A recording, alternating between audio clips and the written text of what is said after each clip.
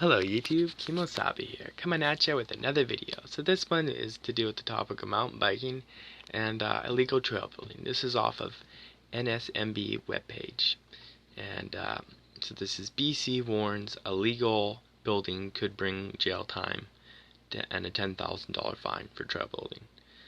This is words from and written up by McRae, published on June 12, 2018, and here we have it. If the media doesn't grab on, it didn't actually happen. The province of BC issued an ominous press release on May 24th of this year. The line that caused many seasoned builders to put down their beers was this one: failure to comply with the legislation related to trail construction could result in a penalty of up to $10,000. A reclamation order to return the area to its original condition and/or a jail term of up to 6 months. Tina Krall, a woman who was vandalizing trails in an effort to intimidate riders, didn't spend a single night behind bars, but those doing something productive in the woods without permits could go down for a half year. Whatever your opinion on illegal trails, this seems excessive. The trails themselves aren't a crime, but building them could land you in the slammer. This point was not proven in court, but I personally saw enough evidence to believe this was the goal. While this landed like a news flash to many, an identical press release that went out in 2016 failed to generate concern. North Shore riders turned CBC journalist Ash Kelly picked up the story this year. However, that led to traction in other mainstream outlets, which never seems to go well for mountain bikers. The takeaway is this doesn't seem to represent a dramatic change, despite being in reaction to a perceived increase in unsanctioned building. My conversation with John Hawkins, Director of Forest Sites and Trails for the province of BC, confirmed this. The rules around authorized trail building has been in place since the introduction of the Forest and Range Practices Acts, before that the Forest Practices Code. So we're really talking about the mid-90s. Unauthorized trail construction results in soil or soil compaction, negative effects on water quality or water flow, slopes stability concerns, negative impacts for other resource users, safety and liability concerns due to improperly built or maintained trails and structures, the spread of invasive plants, disruption of wildlife habitats or sensitive plant ecosystems. From the LNRO press release, it might appear to some that illegal trails are always a bad idea. Certainly we can't have outlaw builders creating networks of haphazard or unplanned lines throughout the wilderness with no regard for the concerns that the ministry has outlined, particularly when there is a process to approve trails. And yet, if you have ridden in Squamish, as one example, these concerns may have been detached from reality. This is particularly true for riders in areas where the number of logging permits issued vastly outnumbered trail permits.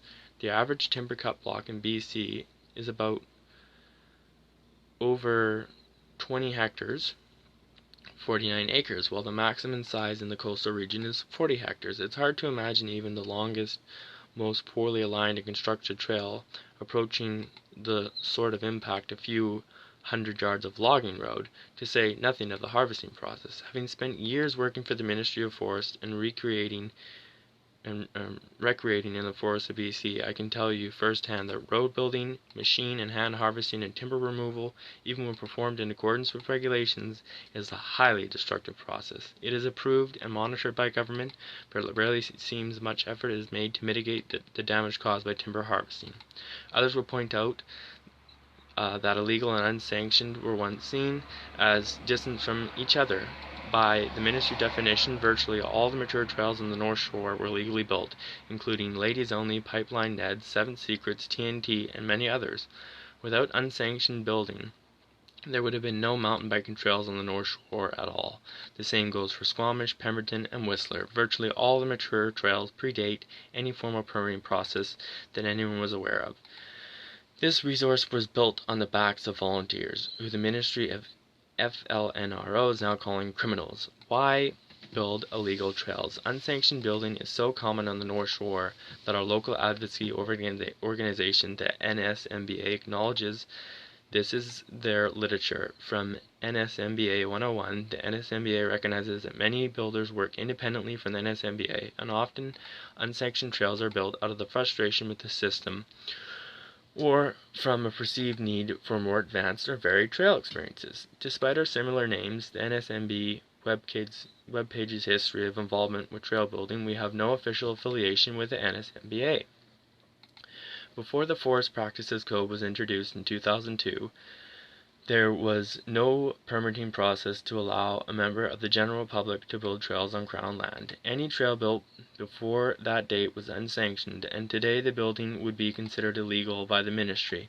And any builder who began before that date, which is most of the builders around the North Shore, grew accustomed to building without any oversight. Things have changed, of course, and land managers have become educated and motivated to take advantage of the free labor that passionate builders provide, and yet many builders prefer to work unfettered by permits or restrictions.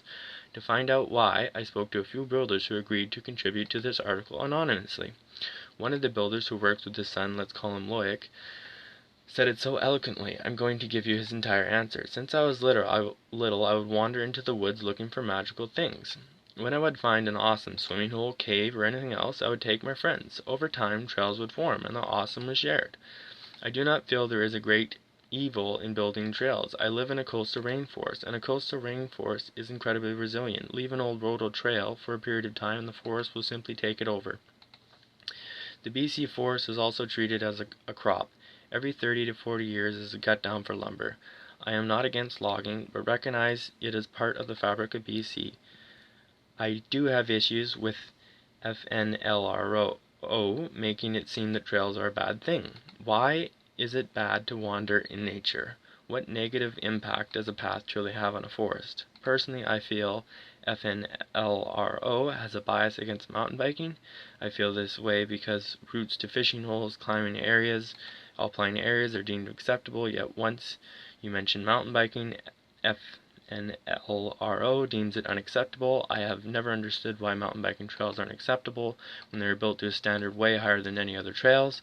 I also make sure that all my trails start as routes under the Section 57 description, which does not need permission, i.e. no soil removal, no trees cut, no bridges. This wording does not appear to be included in the current document. I tried once to apply for Section 57. I waited 2 years and then was told that since I was not a company or trail building association that my trail was denied. After that I realized that getting endorsement was a political friend thing and not based on merit or past building experience. As far as my son, I think it teaches him to give back to the community and the value of having a symbiotic relationship with the sport you live. One life lesson I keep trying to instill in him is to give freely to the things you love and don't expect payment. Another, who we'll call Greg, was more succulent. Too much of a process to get gnarly trails built, and they would never get approved even though they can be sustainable. Land managers and trail organizers all want golden trails with low-grade steepness.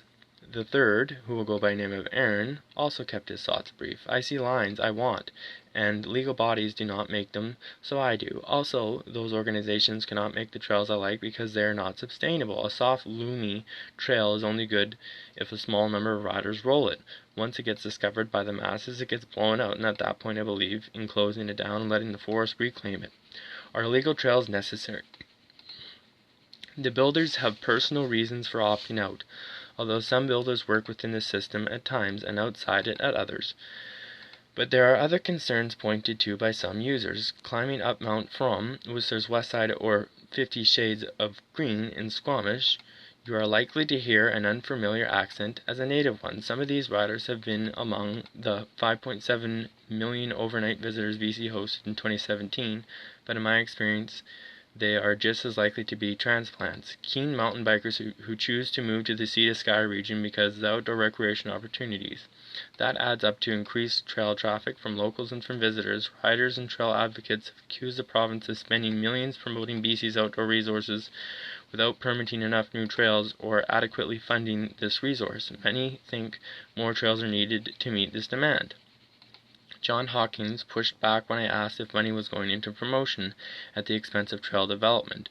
We spend hundreds of thousands of dollars a year on construction of trails in the province. Recently I believe the Rural Dividends Fund has provided about $9.6 million over the last few years to trail projects. That's all trails, not just bike trails. Mr. Hawkins conceded that more funding is needed, but pointed to leave of absence in Squamish and Lord of the Squirrels in Whistler, noting that trails were being approved at the rate of 2 to 3 per year in the corridor.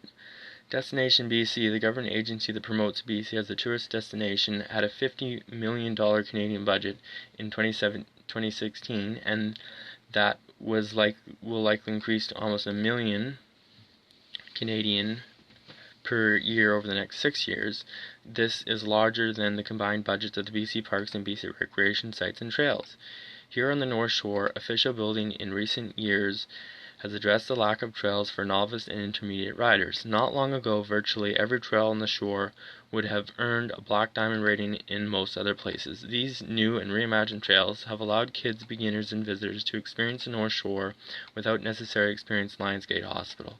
This effort, while overdue, has left a gaping maw for the large contingent of veterans with expert-level skills. Cooper Quinn, the president of NSMBA, is aware of this. Now that we've improved options at the low end, we need to work on the other end of the spectrum, black and double black diamond trails. These riders are often finding the experience they're looking for on unsanctioned trails, which may not have the carrying capacity for additional riders, especially as they are often very sensitive to participation. There will be no forgiveness. John Hawkins made it clear that even expertly built trails that meet a need without contravening any of the concerns the ministry has laid out could be on the chopping block. Based on the information I have been given, there will be no grace period, no effort to integrate any of these trails. They will not be approved regardless of merit, the hours of labor, or the popularity of the line. That doesn't mean resources are going to be dedicated to rooting out and decommissioning permitted trails, but sanctioning is likely at best. This doesn't seem like the best way to honor the labor of those who built the world-class resource that has contributed to making BC the most desirable tourist destination for many of the world's mountain bikers. I have been told that in both Squamish and elsewhere in BC, tools have been seized and fines have been levied against trail builders. Despite the heavy-handed press release, Hawkins admitted that no builders have been jailed and that fines assessed are generally not more than $200. So why did the ministry decide to take a Trumpian approach using threats and intimidation? Mr. Hawkins told me that while the message was sent by the Ministry of FLNRO, other players had a stake in the conversation. There's also the Compliance and Enforcement Branch. There was Parks, a number of agencies involved in recognizing that we need to remind people that there actually is a legal requirement for authorization. The timing of the press release was no coincidence. An increase in unauthorized building has been noted in some unspecified location in the Sea to Sky region. It's likely Squamish was a hotspot since much of the land on the North Shore is administered by entities other than the province, and much of Whistler is under municipal control as well. Cooper Quinn reminded me that it's not just the long arm of the government who has a stake in how and where trails are built.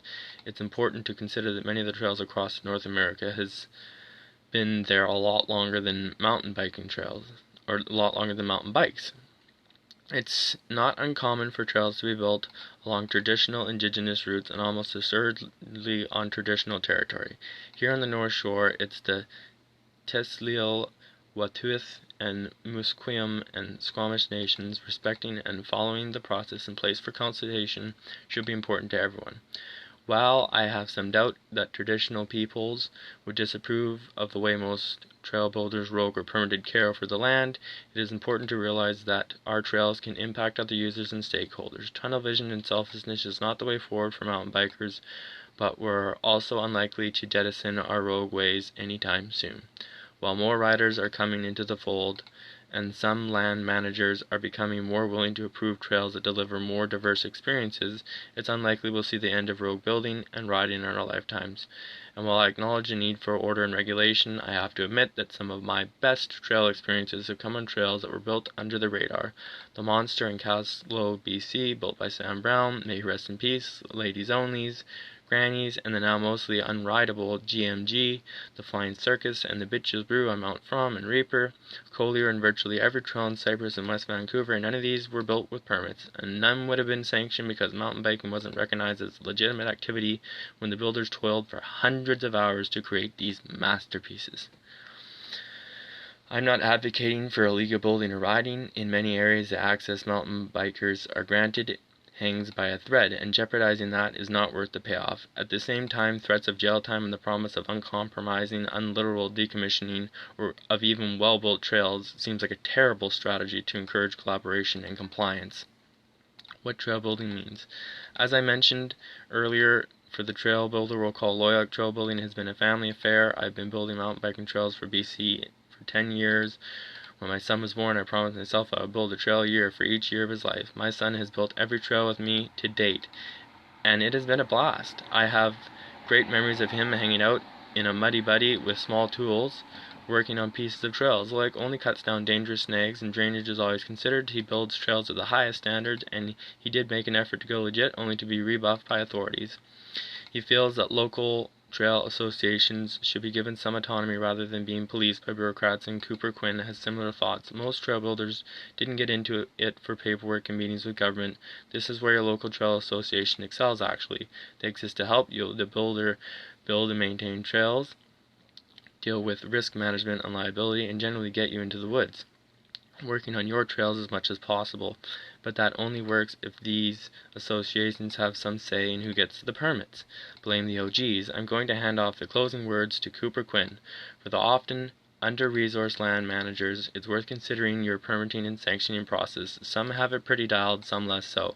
What the NSMBA has seen is that the best way to produce unsanctioned road building and riding is to work with the community to provide more varied, better sanctioned trails, give people great sanctioned trails, and you'll start changing attitudes too. Why bother with all the other legal stuff?